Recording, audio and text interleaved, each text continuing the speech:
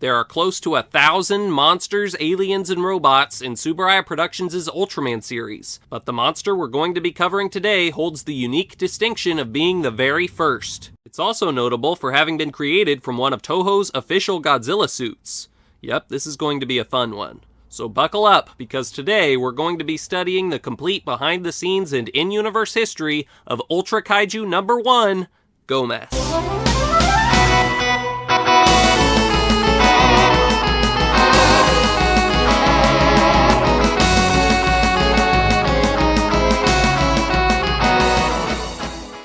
Welcome back to the only classroom where you can get extra credit for watching Godzilla films during class. Before we get started on this big Gomess lecture, today's video actually has a sponsor that has created their own officially licensed Gomess figure. The name of this independent soft vinyl company is Seismic Toys, the only toy company in North America currently producing their own official 9-inch Ultraman figures. Yep, they're officially licensed by Tsuburaya Productions. Seismic Toys ships worldwide, and in addition to Ultraman, has also produced figures based on the video game Dawn of the Monsters. They've also got all kinds of other kaiju figures and collectibles from companies like Bandai, Bullmark, and more. Later this year, they're going to release a really cool-looking Seismic Toys exclusive Gigantron figure based on Ultraman Rising, and a figure of the Tyrannosaurus Rex from Tsuburaya Productions' 1977 film The Last Dinosaur. And as I mentioned, they've also got an official Gomess figure, based on his appearance in Shin Ultraman, which is out now. They were kind enough to send me one to review, which I'll be doing in the merchandise section of this video. The sculpt for this figure was done by Dope Pope, who actually designed the Monsterverse Titan Tiamat. This artist used official images and data sent by the Shin Ultraman film production to design this Gomess toy. Super cool. Both a painted version of the monster and a cool glow-in-the-dark version exist. However, they're limited edition, so once they're gone for good. When purchasing from Seismic Toys, be sure to use the promo code TOKUPROF10 for 10% off your entire order. For more info, be sure to sign up for their mailing list on the Seismic Toys website, or follow them on Facebook and Instagram. There's a link to their social media, as well as to the Seismic Toys website in the description. Thanks so much to Seismic Toys for sponsoring this video. And now, let's dive right into Gomess's behind-the-scenes history in his first ever appearance. Gomess's debut episode, the first episode of the Ultra series ever, was Defeat Gomess from the show Ultra Q, which was written by Toshihiro Iijima. Interestingly though, Defeat Gomess wasn't originally going to be the first. Mammoth Flower was the actual first episode to be filmed, and The Gift from Space, which was well received at an early screening, was going to be the series premiere. However, Ultra Q's lead producer, Takashi Kakoi, ended up making Defeat Gomess the first episode instead because it had a greater emphasis on monsters than the more sci-fi-ish The Gift from Space, and TBS, the Tokyo Broadcasting System, really wanted to market Ultra Q as a kaiju show, probably due to the popularity of monster movies in Japan at the time. Defeat Gomess was the only completed episode with more than one monster in it, so it made sense to air it first. According to Kakoi, this proved to be the right decision, because Defeat Gomess ended up making a great first impression with kids, who made up their minds to watch this new show with monsters every week. Hajime Tsuburaya, the son of the monster man Eiji Tsuburaya himself, reportedly may have helped Kakoi make this decision, by requesting that Toshihiro Iijima, whose pen name is Kitao Shinzoku by the way, be rewarded for his hard work on Defeat Gomess's script by having it come out first. I've heard slightly conflicting reports on how Gomess was described in the drafts for this first episode.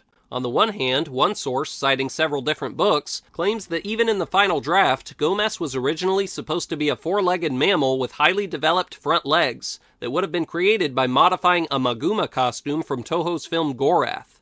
A different source, though, seems to claim that scriptwriter Iijima had been told by Hajime Tsuburaya that Gomess would be constructed from a Godzilla suit before the script was complete. To tell the truth, I wouldn't be surprised if both accounts have some truth to them.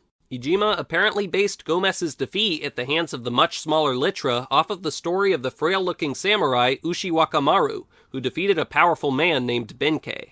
Even though Iijima seems to have considered Gomess to be a reptile, it appears that others, like maybe Tetsuo Kenjo or Shoji Otomo, were in favor of making him a mammal or even a giant mole cricket like Meganulon from Rodan. In the final version of the episode, despite inheriting a very reptile-like look from Godzilla, the monster did in fact end up being referred to as a mammal, and was depicted with fur on his body, which is present in subsequent appearances as well. So yes, Gomess is a mammal. Interesting. Yasuyuki Inoue from Toho was apparently the man who suggested that a Godzilla suit be modified into Gomess, and was also the man behind Gomess's concept art, shown here. He seems to have drawn up some storyboard art with Gomess in it as well. The Ultraman Wiki notes that the design of Gomess's face looks strikingly similar to a Shisa statue in Okinawa, and you have to admit they definitely have a point. My assumption is that all of this art was made after permission to use the Godzilla suit from Toho was secured. Speaking of which, just how did that happen anyway? Well, Eiji Tsuburaya, the founder of Tsuburaya Productions, was also the man behind the special effects of most of Toho's biggest movies, including the original Godzilla film. He and his team were on good enough terms with Toho that they agreed to lend him several monster costumes for his TV show, including the Godzilla suit nicknamed Mosugoji that had been used for the films Mosuda, Mothra vs. Godzilla, and Ghidorah, the three-headed monster. According to Ultraman Wiki, Takashi Kakoi actually wanted to just flat out use the suit without making any changes to it, which would have been wild. Imagine if the first Ultramonster had just been Godzilla. He tried to get Tsuburaya to ask Toho for permission to do this, but Eiji is said to have replied, "An exact appearance is impossible, but borrowing the suit and making minor modifications should be fine." 5 famous kaiju sculptors were involved in changing Godzilla into Gomess, all of which have been previously mentioned in past videos of mine, namely Keizo Murase, the Yagi brothers, Teizo Toshimitsu, and Eizo Kaimai, quite a who's who of suit makers. They tried to make their changes to the costume easily removable so that the suit could be returned to Toho in its original state once it wasn't needed any longer. Godzilla's body was wrapped with some kind of cloth, and they stuck a shell on the back of the suit and more scales on the front, a curved horn on the creature's head, as well as 2 other horns, fur in various areas, and Gomess's 2 big tusks, which kind of resemble those of Maguma, perhaps left over from when the monster was actually going to be a modified Maguma. Not only was Tsuburaya Productions given access to a Godzilla suit, Haruo Nakajima, Godzilla's suit actor for all the monster's early films, was brought on to play Gomess, probably because the suit was originally created for him to wear. In Ultra Q, Gomess is actually only supposed to be 10 meters, aka 32 feet tall, far smaller than most Ultra monsters, which generally come in at around 50 meters, aside from the ones that are human-sized. Because of this, the set for Gomess to rampage around on was built at a very different scale than most others, with everything being designed to be about a fifth of the size of the actual location it was based on. This set was apparently super small, and the camera couldn't be raised much without revealing the ceiling. Ooh, unintentional rhyme. Gomess's roars are said to be animal sounds recorded at a zoo. What animals they are, my source doesn't say. Whichever ones sound like this, I guess. I couldn't determine how the monster got his name, unfortunately. Someone I know who knows a little Japanese speculated that its scientific name, Gometius, which is mentioned in the episode, perhaps comes from Prometheus from Greek mythology, but that's just a guess. The go at the beginning of the name could also be a reference to Gojira. If you know some Japanese and have a guess of your own, be sure to leave it in the comments section. Gomesu is how the name is pronounced in Japanese, and in English-speaking areas, its name is usually written either Gomess or Gomez. I think the former, which I chose to use, is much more common though. Alright folks, time to analyze the first Ultra Series episode ever, specifically Gomess's role in it. Let's go! A team of construction workers were digging a tunnel for a highway from Tokyo to Osaka to run through, but one worker ended up accidentally connecting the tunnel to a cave, and this cave wasn't empty. It had a giant creature inside who had recently been awakened by tectonic activity after hibernating for many years. The worker immediately spotted the creature, who had just dug up a giant egg of some sort. However, since this man wasn't always sober, if you know what I mean, no one believed his claims that he'd seen a monster. The rest of his team did discover the egg, though, and brought it out above ground on a minecart. Later on, after the newspapers caught wind of these developments, Yoriko of the Daily News and her friend June of Hoshikawa Air Service decided to go check out the cave after hearing a sound from the tunnel, aware of the man's story. While they were down in the cave, what they thought was an earthquake started, and they became trapped underground with the monster. Meanwhile, their friend Ippei and some others who were investigating if the cave could possibly be connected to a different known cave near this temple were lucky enough to discover a piece of cloth with information about 2 monsters who would soon make an appearance that had been discovered sometime in the past in the cave behind the temple. It had a picture of the chrysalis of a bird-like creature called Litolaria, aka Litra, on it, which looked just the same as the egg at the construction site. as well as the image of a monster named Gometius, or Gomess, the creature the worker had claimed to see in the tunnel. The man's story now seemed much more credible. But there was even less doubt for Yuriko and June, who around that same time caught a glimpse of the carnivorous monster as it burst through a cave wall. Later, as they continued to try and find their way out, the kaiju burrowed his way into view again, and seemed to follow the trapped humans. They eventually escaped from it again, and found a spot where light filtered into the cave from above. But as they stopped for a breather, Gomess burrowed over to their area yet again. The monster cornered the humans in a little passageway, but it seems June was able to get Gomess to back off by using Yuriko's camera flash on the beast. June and Yuriko were able to last in the cave just long enough for the miners up above to finally dig their way through and free them, but Gomess continued to follow close behind them as they made their way out with the workers. About a minute after all the humans exited the tunnel, Gomess burst out of the ground near the tunnel entrance. He slid down the hill, stumbled a bit, and then picked up a minecart and tossed it at this train, causing the vehicle to topple off the rails. I guess Gomess shares Godzilla's hatred of trains. Gomess then caught sight of the bird-slash-reptile monster Litra, who, thanks to this kid who had warmed the monster's egg, believing the bird was the only one who could take out Gomess, had recently hatched. Gomess charged forward to attack the newborn creature, causing more destruction with his tail as he turned to face it. Litra leapt down from the high-up spot where it was perched and flew over Gomess's head. Gomess turned to keep his eyes on Litra, and more stuff got destroyed in the process. He then ducked under the bird as it flew towards him again. Litra then flew over Gomess a third time. On the fourth pass, Gomess turned around and whacked his opponent with his tail, knocking the winged monster upward. This wasn't enough to make Litra let up, though. It flew down and landed a blow with its beak on the back of Gomess's neck. However, the frail newborn bird then ended up collapsing. Gomess approached the cornered creature and tried to use his fangs to bite the bird, as Litra flapped and fought back with its beak. Litra eventually got a good hit in on Gomess's eye, and was able to fly out of the Godzilla-like kaiju's reach, at which point it began to use its ultimate weapon, a type of acid called citronella acid, which it shot from its beak. Gomess was hit in several spots, and smoke began to billow from his body as his flesh was burned. The monster stumbled about in pain and kicked over a little shack. It rampaged angrily a little longer, and then suddenly tumbled down onto the minecart track, rolled around a bit, and then began to go still. Moments later, Gomess was dead. However, in order to use its citronella acid, Litra had to dissolve its respiratory system.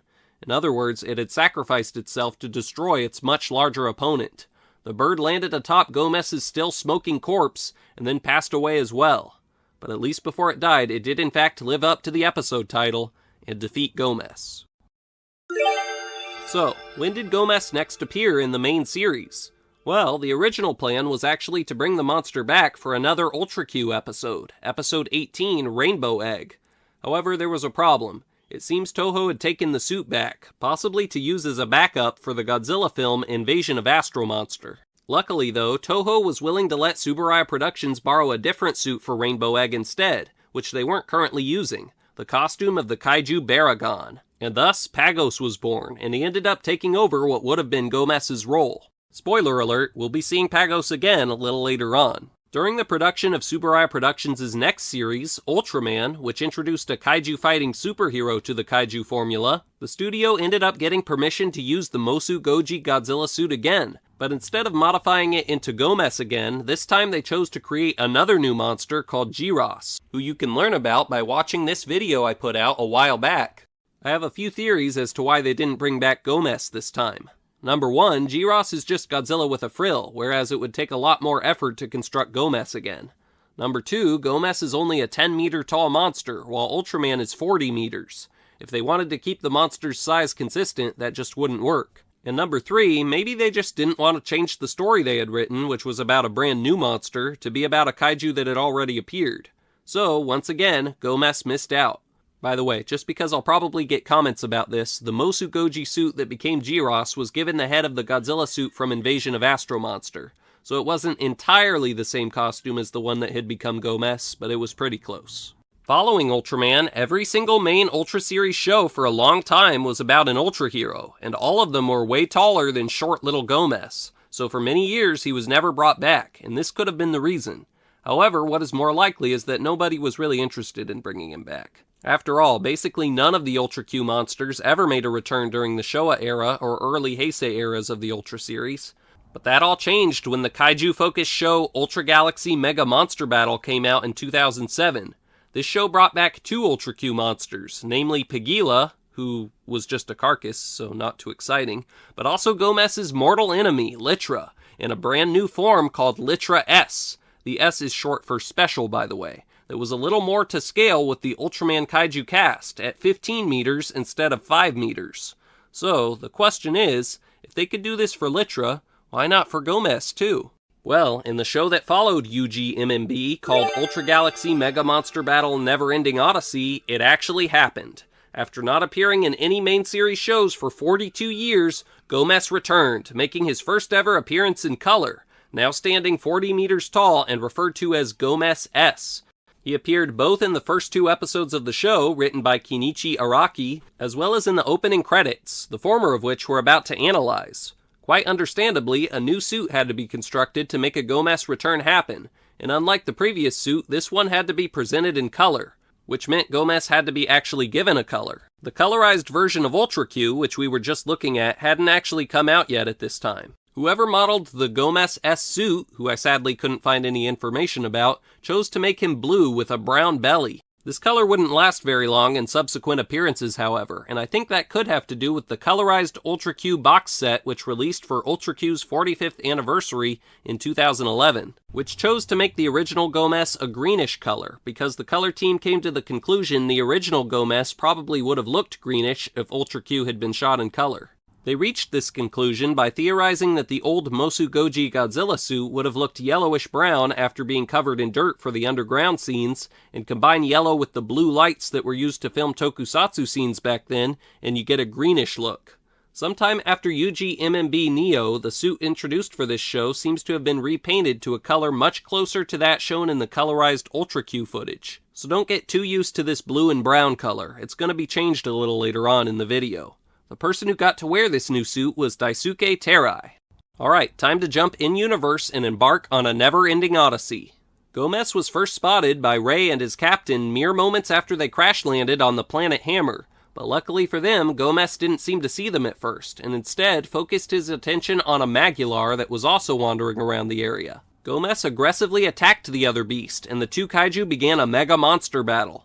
Gomess whacked Magillar hard, but was knocked back by a headbutt. The first Ultra Kaiju responded by stomping and kicking his opponent, and then took hold of Magillar's head and out of nowhere performed a wrestling move on him. Now, what do they call that? I think it's a DDT. Where did you learn that, Gomess? He then grabbed Magillar's tail, and using his powerful muscles swung the creature back and forth before tossing him to the ground. But then, fortunately for Magillar, Gomess suddenly decided to leave him alone and go attack the Ghost Star Dragon instead, with Ray and Captain Hyuga inside. But luckily, the two were not defenseless, because Ray had a monster of his own. Well, 3 of them, but Gamora was the one he chose for this fight. The Monster Prince ran and kicked Gomess in the stomach, and then started whacking the original Ultra Monster really hard.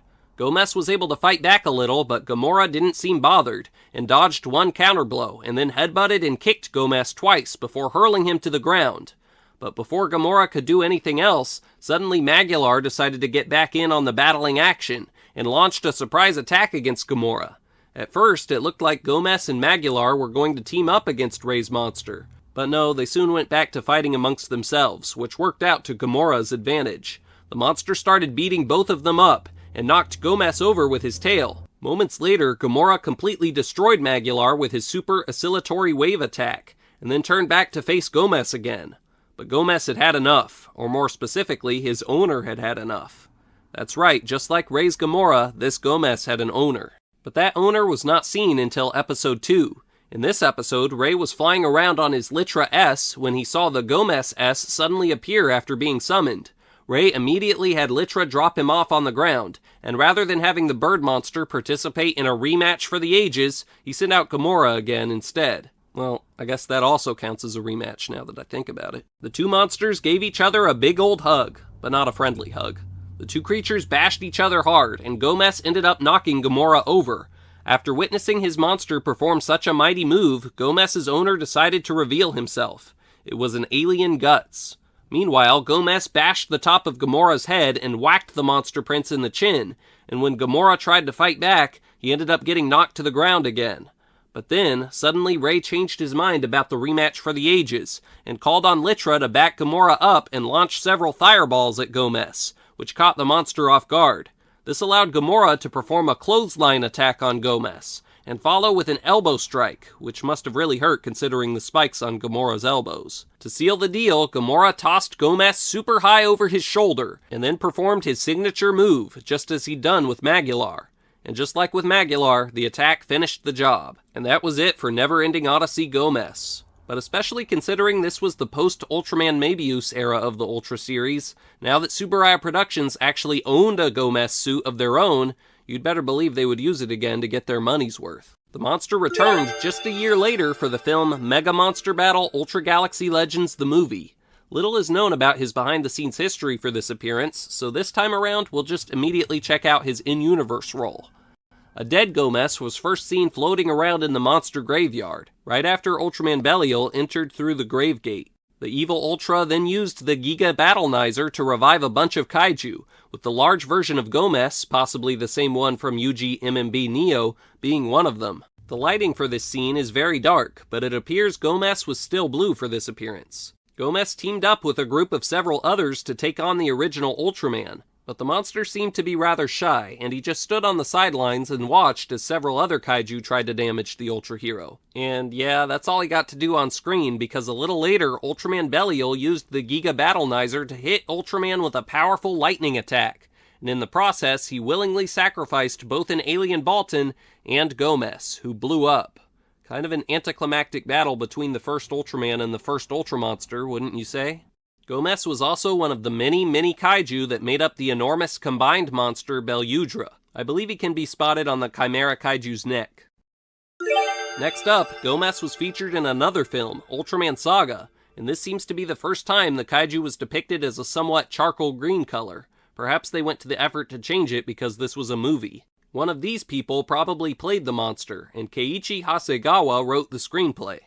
Oh, also, Gomess's initial appearance in this movie, in which he bursts out of the ground, is actually a purposeful callback to Godzilla's entrance in Mothra vs. Godzilla, thrown in there to reference Gomess originally being constructed from Godzilla. In universe, this Gomess was a pawn of an alien bat that took over one universe's iteration of the planet Earth.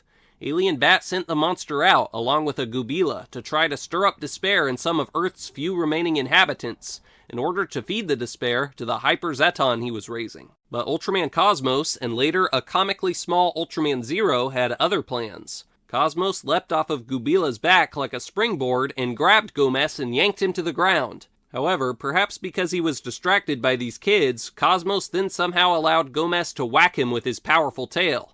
After fending off an attack from Gubila, Cosmos then was able to block an attack from Gomess too, but then began to get battered back and forth by the two monsters as they found their rhythm. Zero, who was tiny because of issues he was having with his human host, then joined the fight to help Cosmos out, and distracted Gubila while Cosmos fought Gomess. After Gomess caused Cosmos to tumble off his shoulder, the little Zero switched his attention to the first Ultra Monster, and then ran down his back and tried to lift the monster's tail, which went about as well as you would expect. But then, somehow, the tiny Zero was amazingly able to actually toss Gomess a good distance, and then, even more amazingly, was able to lift Gomess off the ground and fly up into the air with him. Zero, what gym do you go to? 'Cause I'm definitely signing up after my dental appointment today. Cosmos was able to use his Full Moon Rect move to calm both Gubila and Gomess down, turning them into peaceable, friendly kaiju. Yay, so Gomess actually got a happy ending this time, I hear you saying. Well, yes, he would have, if Alien Bat hadn't just killed both him and Gubila moments later to show off his power to the Ultras, that is. Phooey. Rest in peace, Gomess. In Ultraman Ginga, a Gomess could be seen turning into a Spark Doll in Episode 1, and then another Gomess Spark Doll, or perhaps the same one, could be seen on a little table in Dark Lugiel's collection. But overall, the monster didn't really have much to do in Ginga or Ginga S. Episode 15 of the show Ultraman X, though, provided the monster with probably its most major appearance since Ultra Q. Kiyotaka Toguchi, the episode's director, was initially going to be the one who wrote the episode as well, and it was his idea to include Gomess. However, the job of writing ended up going to Hisako Kurosawa, She apparently wanted Gomess to rampage across the world in this episode, but this was changed to just different areas of Japan because it was decided Gomess wouldn't be able to dive into ocean trenches, either because that didn't seem like an ability Gomess would have, or because they didn't have the budget for a scene like that. Interestingly, this episode came out on November 3rd, 2015, Godzilla's 61st birthday, so Gomess was probably picked to commemorate the occasion. The director supposedly even based Gomess being quite formidable in the episode off of Godzilla. This show's Gomess suit actor was Hiroyuki Arai. At 4:13 in the morning, Gomess popped out of the ground and stomped on a house. Talk about an early bird. Ooh, sorry Gomess, forgot how much you hate birds. The monster then began burrowing around underground off-screen. It re-emerged the next day in a different, highly populated area, and Xio proceeded to immediately shoot at it with a bazooka. But of course, the giant creature was unaffected. So they decided to use smaller guns instead, which, surprise surprise, also didn't work. But then Ultraman X flew in to help out and kicked Gomess over. He then engaged in close-range combat with the beast, and Daichi ended up complimenting the monster by exclaiming, "It's so strong!" Gomess then proved his point by knocking X over with his tail. So, X donned his Bemstar armor and blocked another strike from Gomess's tail, but still got sent sliding a really long distance. However, X was able to get back the momentum by throwing his shield at the monster, which caused it to fall over. In fact, that was enough to convince Gomess to flee the battle by burrowing back into the ground. However, the following day, Gomess was struck by a blast of dark thunder energy and popped out yet again with a renewed vigor and glowing red eyes. This scene of him storming out of a cloud of smoke is really cool. Xio quickly headed over to battle Gomess again, desperate to defeat him as quickly as possible so their captain could go to his daughter's wedding. But instead they angered the monster and caused him to unleash a never-before-seen attack, thanks to the dark thunder energy, kind of reminiscent of Godzilla's atomic breath. So, Ultraman X had to make an appearance once again. X told Daichi not to let Gomess catch them, saying they were no match for the monster's brute strength. Again, very high praise. Gomess blasted X with his new breath attack and began using that brute strength to beat the Ultra up. Xio tried to back the hero up, but the violent monster caused even more destruction, trapping the defense team members in a pile of debris before going back to battling X. The monster then unleashed a powerful energy pulse, kind of like Heisei Godzilla's nuclear pulse. I'm starting to see a pattern here. This knocked X over yet again and caused his color timer to start blinking too. He lifted his hand helplessly as Gomess approached, but then Cyber Gamora suddenly appeared to help X out.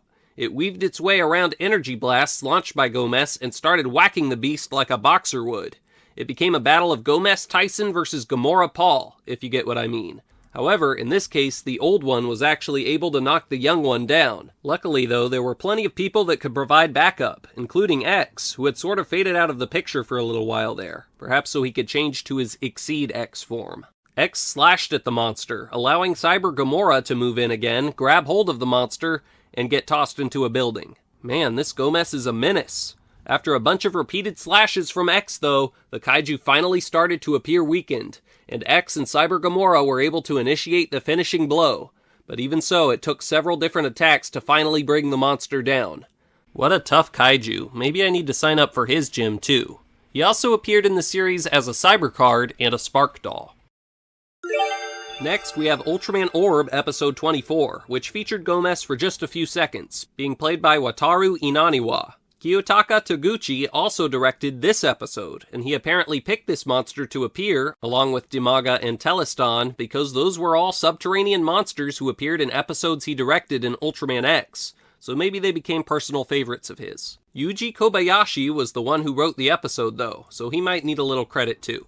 At the beginning of this episode, 3 underground-dwelling monsters suddenly all appeared in the same area at once, with Gomess, of course, being one of them. Ultraman Orb arrived in record time to do something about this band of troublemakers, but it turns out they weren't really troublemakers at all, or at least they couldn't be troublemakers at the moment, because right after the Ultra arrived, all 3 monsters just tumbled to the ground at basically the exact same time and died. That's right, they all just died.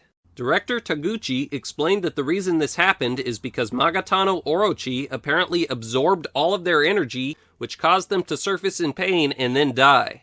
In the show, this was one of several strange occurrences that led to people worrying the end of the world was coming. That appearance was rather short. Let's move on to one that's also rather short. Episode 10 of Ultraman Rube, written by Kyoko Katsuya, featured Gomess, played by Hiroyuki Arai again, at the beginning, without any sort of explanation as to how the creature got there. It just dropped viewers right into the fight, right around when Rosso's color timer began blinking. I guess Gomess was performing well yet again. Ultraman Blue, in his ground form, rushed over and kicked Gomess, and then somersaulted away from the creature's swipe, and then his color timer began blinking too. This may have strengthened his determination, as he then used an attack called Earthbringer to create an eruption where Gomess stood. Rosso then used his Sparian Ray on the Kaiju to finish the deal. The Kaiju fought well for being outnumbered, but he was now dead, so that didn't really matter. Ultraman Tiga, much like Ultraman G and Ginga S, passed up on bringing Gomess back, but Ultraman Z more than made up for this by bringing the monster back twice. Once in the very first episode as an 18-meter kaiju, much closer to its original Ultra Q size, nice callback, and a second time in episode 23 as a 50-meter kaiju. Wow, that's the tallest Gomess we've seen so far, by 10 whole meters. So I guess what we're learning is, Gomess comes in all shapes and, well, maybe not all shapes, but definitely all sizes. This is kinda making me want a little 1-foot-tall Gomess I can have as a class pet or something. Anyway, let's analyze Gomess's first appearance in the show. I'm very happy to report that for this one, I actually have some behind-the-scenes footage to share, which I'm always super stoked to find. In order to create the show's impressive opening shot, featuring Gomess stomping around in a city from the view of a bunch of fleeing civilians, Gomess was filmed stomping around outside while someone temporarily held up his tail. He was filmed from a little hole in the floor, so the angle would match that of the footage recorded by the cameraman running around with the fleeing crowd. Apparently, this was a super complex shot to pull off. Director Taguchi... Wait, him again? He must really enjoy directing Gomess around. But anyway, Director Taguchi mentioned that in this, the YouTube age, it's important to grab the audience's attention right from the start so they'll keep watching, and this seems to have influenced his decision to start Ultraman Z with this impressive shot. Taguchi said that the editors may have had to make adjustments to every single frame once Gomess started stomping around to pull this off. Pretty amazing. And that's just the first shot. For this shot of Gomess walking past Haruki, they instead filmed Gomess from 3 different angles in front of a green screen, and added them all together for the final scene. The monster was played by Hiroyuki Arai, and this first episode was written by Kota Fukihara. It seems Gomess was chosen to appear in Z because they wanted the robot kaiju Sevenger to defeat a monster at the beginning of the show, but were worried if he beat a large monster and then Ultraman Z lost to Genagarg in the same episode, then Z would appear weak despite being way stronger than the robot. So Gomess was chosen as the kaiju Sevenger would beat, seemingly because there was precedent for Gomess to be small, making him a perfect weak opponent Sevenger could take out without looking overpowered. By the way, in real life, this big camera building, which might be a shopping mall or something, right near where Gomess appears, took full advantage of the chance for some publicity, and added a picture of a Gomess figure by their building to a figure stall within the mall, and tweeted about being a very popular place ever since Gomess's attack. I honestly would probably do the same. Alright, you know the drill. Let's go in universe once more.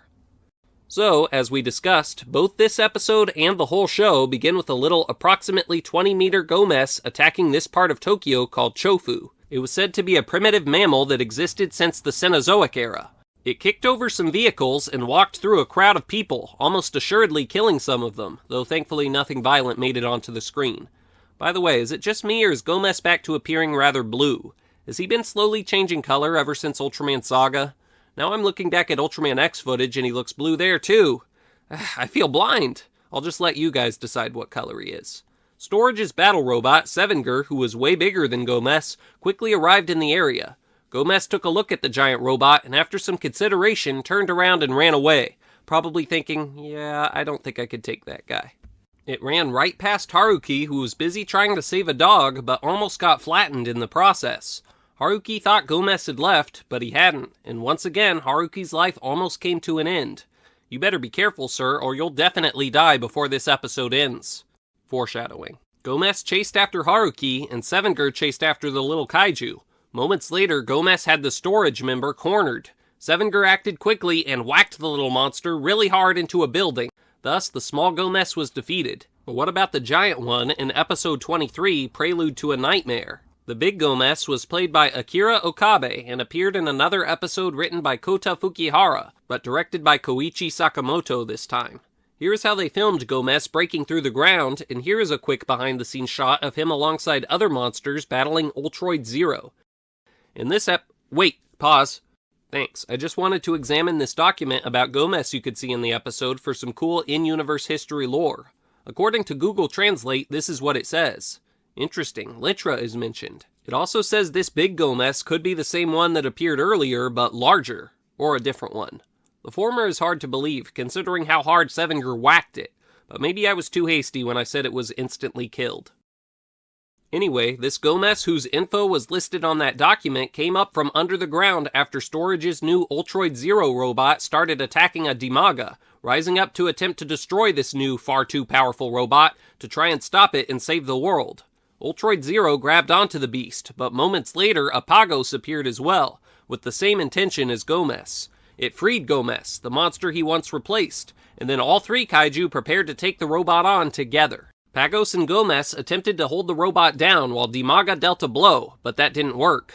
Gomess then swiped at Ultroid Zero but missed and got thrown on the ground. When he tried again, the robot punched at him with his rocket arms. Neither of its friends' projectiles did any good either. However, Ultroid Zero's pilot Yoka was then told to take the monsters out with a dangerous D4 ray, and as she began to nervously try to figure out whether she should or not, the three kaiju were able to start making some headway. And Attackong and King Gezura were almost able to join the fight too, though Ultraman Z soon arrived to stop the two water kaiju in their tracks. This encouraged Yoka, and Ultroid Zero broke free and whacked Gomess with a rocket punch again. As Yoka's superior told her again to fire the D4 ray, she continued fighting without using it and threw a boulder at Gomess and Dimaga, but this just knocked them back slightly. So, Yoka finally decided to listen and fire the D4 ray at all three monsters, but you can see why she was super hesitant. The attack was so strong, it caused Ultroid Zero to short-circuit, and it easily totally eliminated all three kaiju. Thus, Gomess fell once again. Alright, this next Gomess appearance is a pretty special one. The monster was the first kaiju to be shown in one of the biggest Ultraman productions ever, Shin Ultraman, a movie in the Shin series, like Shin Godzilla. And since you all now know Gomess's Ultra Q history, I think you'll really enjoy what they did with the monster for this big film, and get the joke. As a callback to the original Gomess being constructed from the Mosu Goji Godzilla suit, the team behind Shin Ultraman decided to construct Shin Gomess from a Godzilla as well. But how could they do that, you may be asking yourself, since all the Shin Ultraman monsters are CGI? Well, they took the CGI model of Shin Godzilla's fourth form, one of the strangest looking iterations of Godzilla out there, and made a Gomess out of him! It's perfect! Based on this concept art, it looks like the team experimented with various different types of eyes for the beast, including some that were pure white, possibly as a reference to GMK Godzilla, but ended up going with these googly ones that look like Shin Godzillas. You've gotta love the effort they put in for a monster that only appears for a few seconds.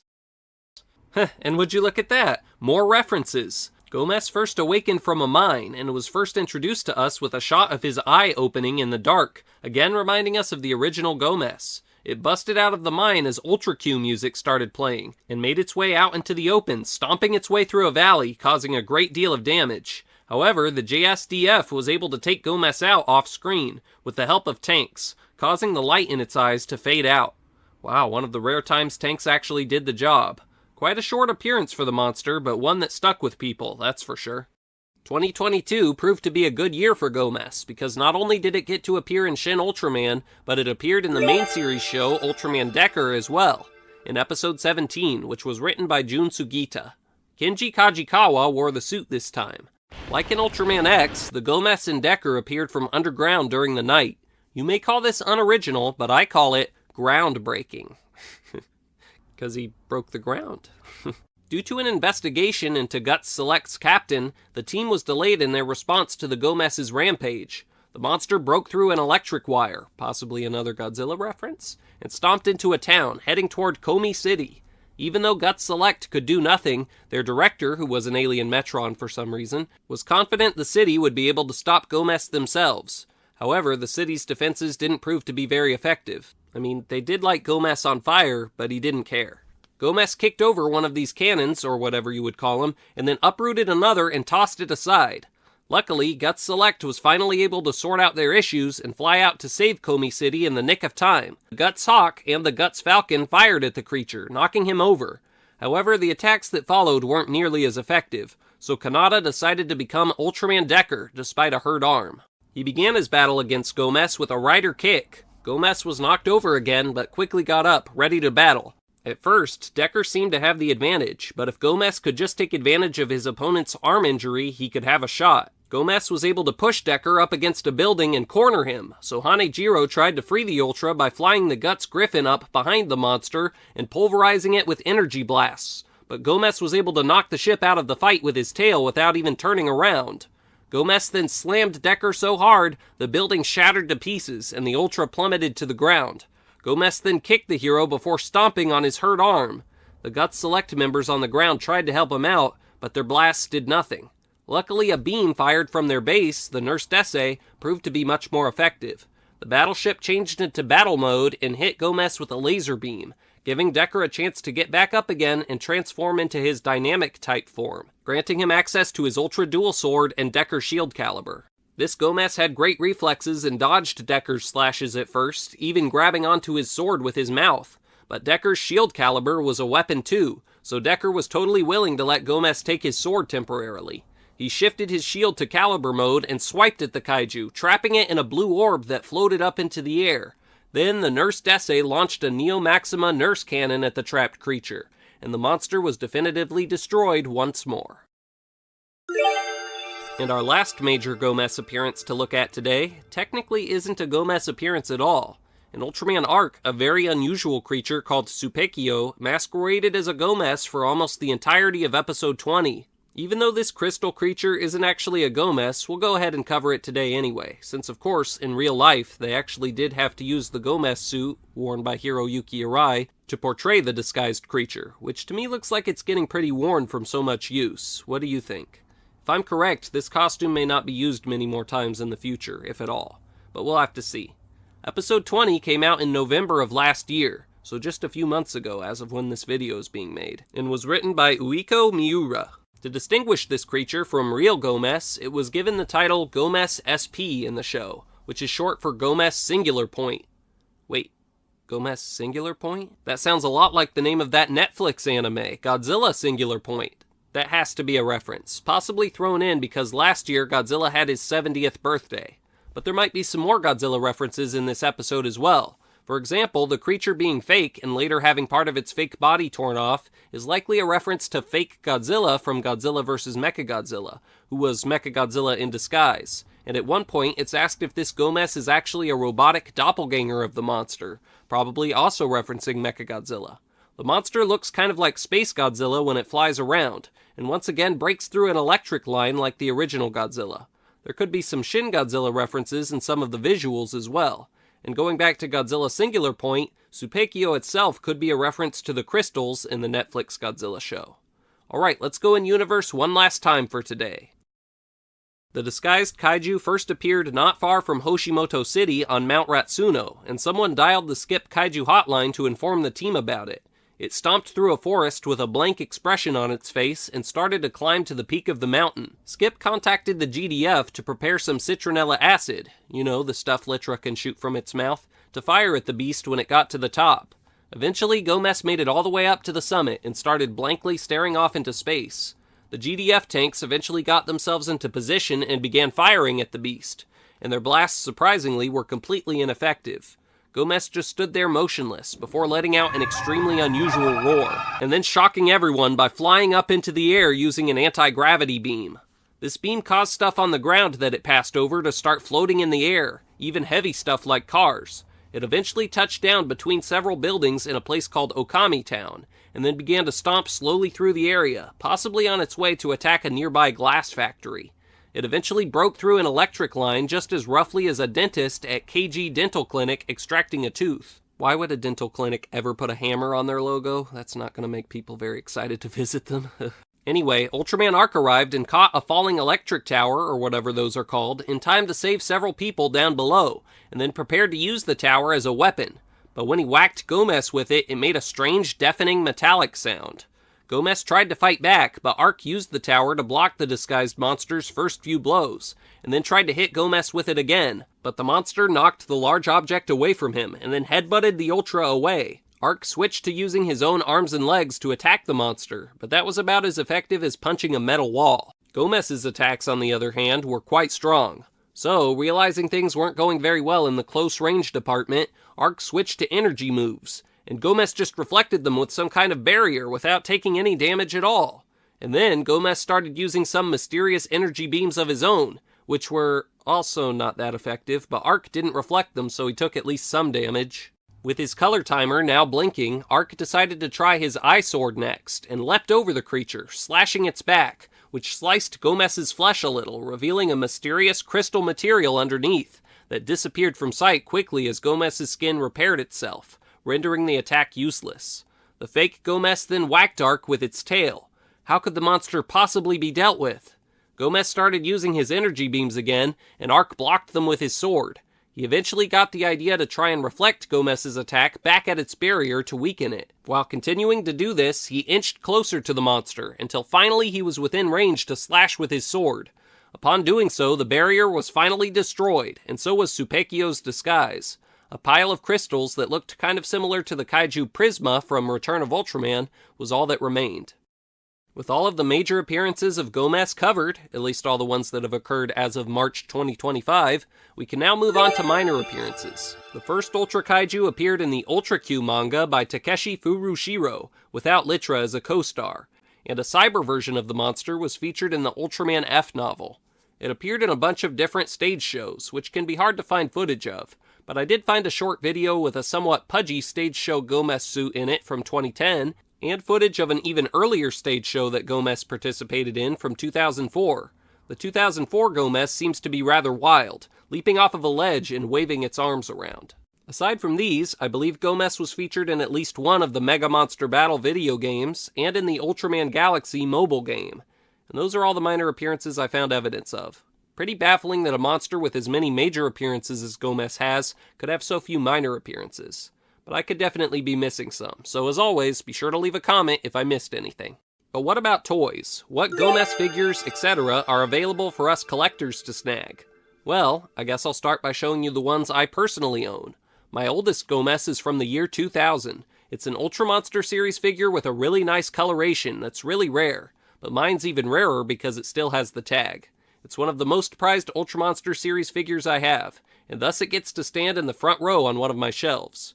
Next up is my Gomess Spark Doll. At least it would be a Spark Doll if it were the Ultra Monster X edition, but I went for the later Ultra Monster series version that uses the same mold. The colors on this one bug me a little, with him being much too green in my opinion, but I'm still happy to have a Spark Doll of the first Ultra Monster ever. Next is my Shin Gomess from the Movie Monster series. Yep, that's right, Gomess made it into a line that's mostly filled with Godzilla series figures. And last but not least is the big guy. As promised, I'm going to review this Ultraman Vinyl Odyssey Shin Gomess that Seismic Toys sent to me. First off, I really like the front of the box it comes in. It's very minimalist and retro, and for some reason just appeals to me. The figure inside is, I believe, the largest official toy of Shin Gomess that currently exists, and it really is quite an impressive display piece that looks great on a shelf, with a really nice detailed sculpt that has more ridges and other details than the MMS Shin Gomess figure. The paintwork on this guy is super well done in my opinion, with even the tiniest toes getting some nice detailed color. The paint is very shiny and is a reddish color. The tail comes unattached, and you are supposed to use a hairdryer to make the end malleable so it can be attached to the back, which I had some difficulty doing. To be fair though, I'd never tried the hairdryer method for figures before, so perhaps it could be done more effectively than I did. The Vinyl Odyssey figure's tail actually has articulation, which the MMS doesn't, which is nice. And the arms and somewhat the legs can be moved too, though you may have to carefully unstiffen them first, as I did. Overall, the Vinyl Odyssey Gomess is a super impressive looking figure. Very excited to have him. Now for some Gomess toys I don't currently own. A few different colored variants of the older Ultra Monster series figure I have exist, including a special edition transparent one. And as mentioned earlier, there is a glow-in-the-dark Seismic Toys Gomess as well. Bullmark has put out Gomess figures, including a little 3.5-inch version that you can occasionally find for a decent price. I've also seen merchandise of the creature by Max Toy, Marusan, X+, Yamanaya, and Marmot. If you look, you might also stumble upon a little finger puppet or other smaller rendition of the kaiju, or even a plush toy or gashapon figure. Keep your eyes peeled. Wow, that was a massive class. If you made it this far, congratulations. You've definitely earned an A, students. Class dismissed. Now, where was it I needed to go as soon as class was over again? Oh, I know. You told me to remind you you have a mental appointment. Oh. Huh? What's a mental appointment? You just imagine you went to the doctor? Sounds way more convenient than in person. He means dental appointment and just remembered it wrong. Phooey, I failed. And now the professor is sad. No, I'm fine, but I can't stand going to the KG dental clinic. They pry your teeth out with hammers. Well, then go somewhere else. I can't afford to. The principal took away my dental plan. It's not that bad. You'll get a free wind-up tooth toy and a sticker when it's over. I'm an adult. Oh, well then maybe they'll give you a senior discount. Psst, Kishimu-kun, this may be the time to give the professor that one gift. You know, to make him feel better. Ooh, good idea. Professor, for being such a great teacher, we decided to get you something you said you wanted during class. I said I wanted something? What? A 1-foot-tall little pet Gomess. We found him near the playground during recess. Think of him as your teacher's pet. Is he safe? There's no citronella acid around here, so he looks to be in good shape to me. No, what I mean is this creature safe to mess with? Good question. Honestly, not one kids like us tend to ask very often. I've noticed. Can you take him, Professor? My arm muscles are small. Hi, Gomess. Uh-oh. I told you this gift wouldn't make him feel any better. Wait, look! Professor, look in here! Huh? My teeth. The little kaiju scratched all the plaque off my teeth! I don't have to go to the dental clinic! Yes! Kids, you saved me from a real hassle. But at the same time, that creature is a menace to everyone in this building. You better go catch it and put it back outside. Yeah, come on, Kishimu-kun. You've got it, Professor. A hunting we will go, Mess. A hunting. Thanks very much for tuning in today, everyone. And thanks once again to Seismic Toys for sponsoring this video. This has been the Toku Professor, signing off.